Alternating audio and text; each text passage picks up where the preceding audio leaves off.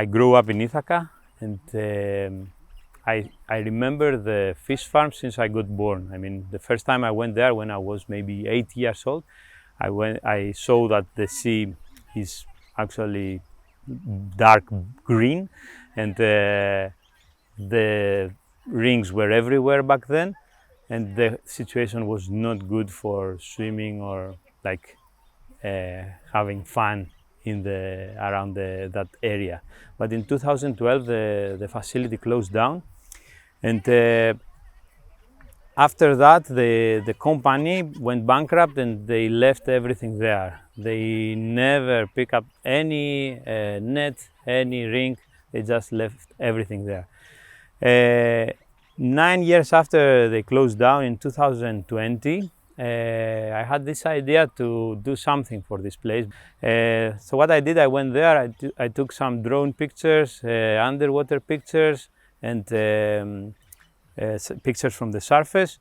I posted them on Facebook, and after like a few days, the reaction was incredible. I had like many people calling me to see what's going on there. I had many journalists that they posted the pictures on their blog or on TV networks, and the prefecture of the Ionian Sea also contacted me to see if we can do something for that.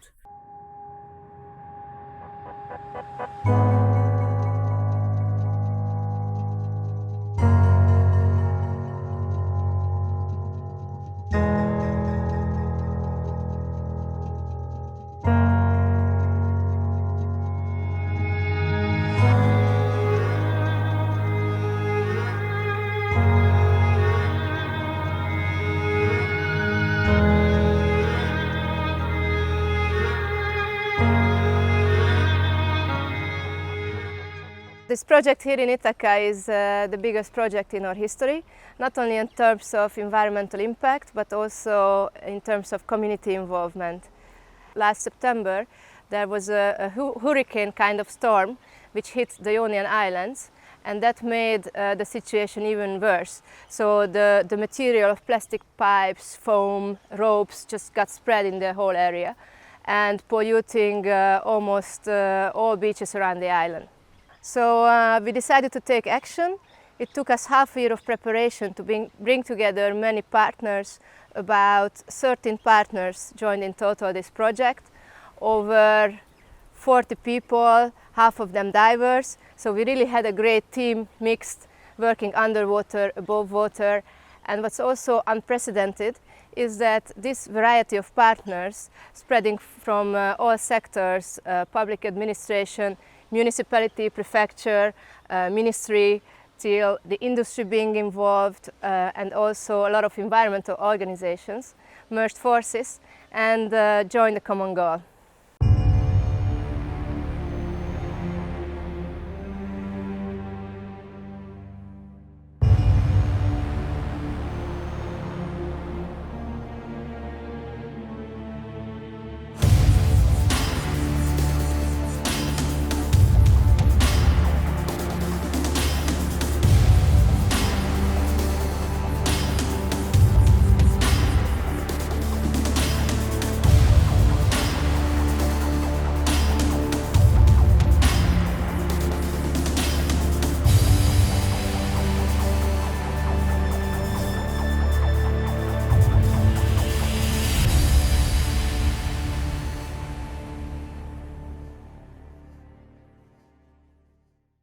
The situation here is terrible.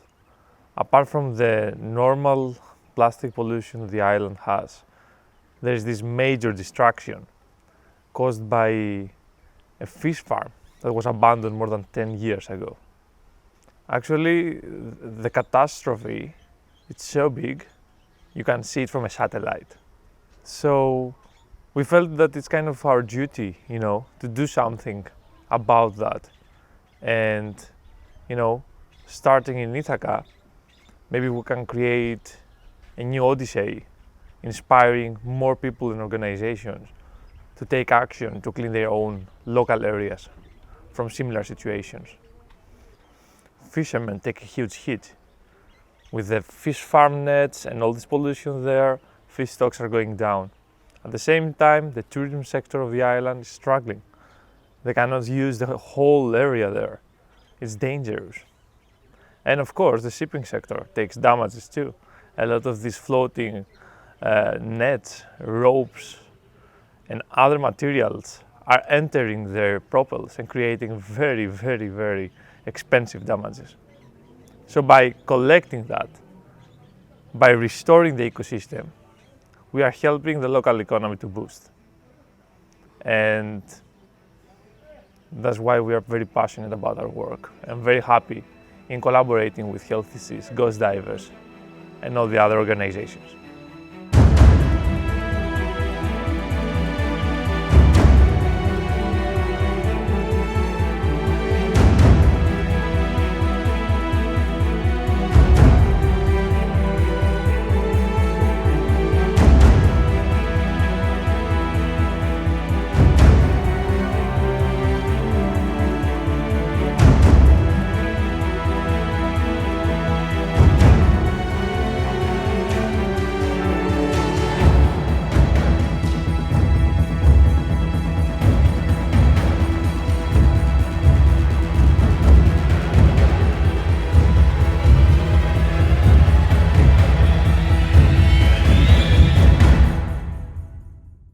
From a diving point of view, this project was quite a challenge.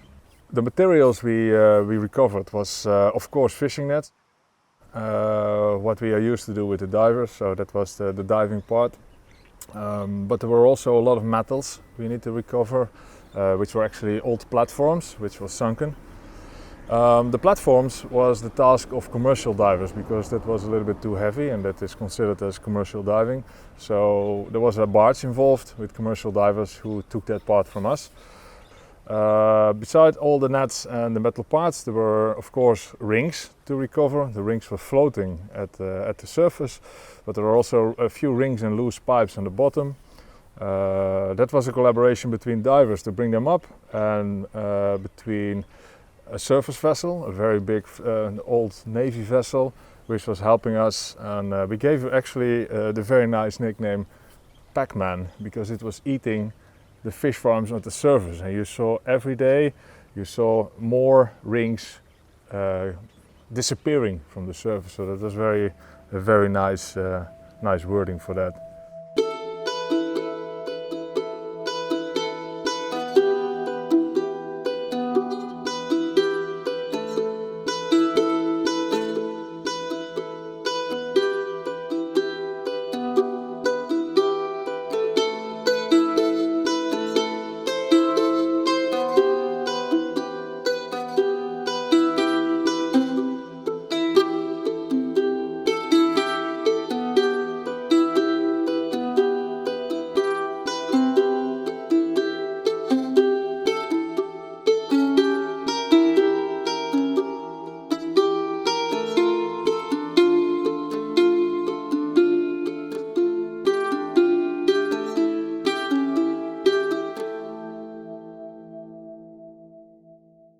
I try to assess the interactions of the nets, specifically that we find here, with the marine environment. So it can be the organisms that live on the seafloor, can be the fish that swim in the water, and I try to, in a scientific way, try to assess that. The biggest problem with the ghost fishing gear in the water is the entanglement of animals, and that kickstarts a circle of, or a vicious circle, or a circle of death, because the first animals that are getting entangled in these nets, they are basically just prey for larger organisms. So these fish come to the nets to feed on the fish that are entangled, but of course eventually they also get entangled.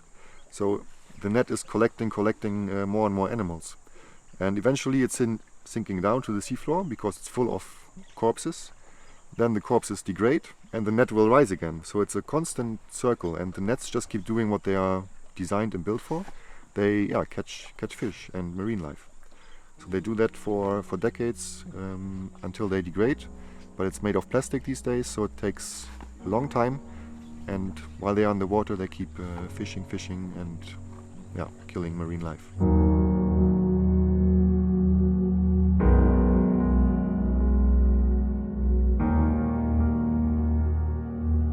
We launched launched this project 8th June on World Oceans Day and organized a public event and education programs.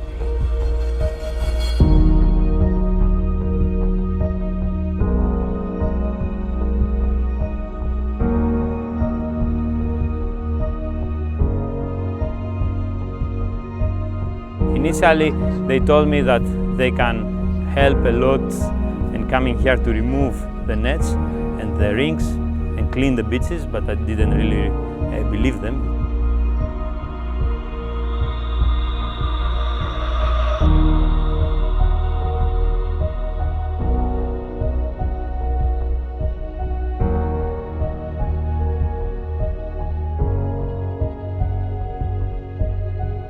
Whatever we do in whatever project all over the world, when it's not recorded, it never happened. You have to understand that photos and videos are actually the most important part of our recovery operations.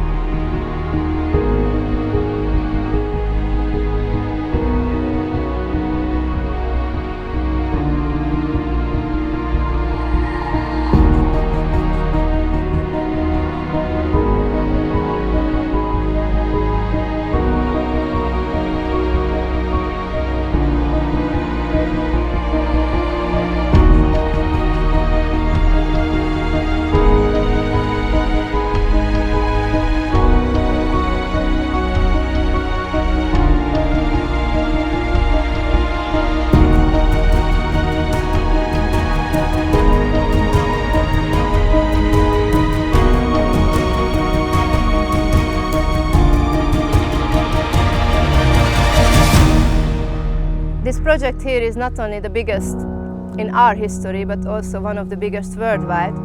So basically, only within 8 days, with this group of people, we managed to clean up all coastal areas, 2 bays and 4 beaches, and recovered tens of tons of materials.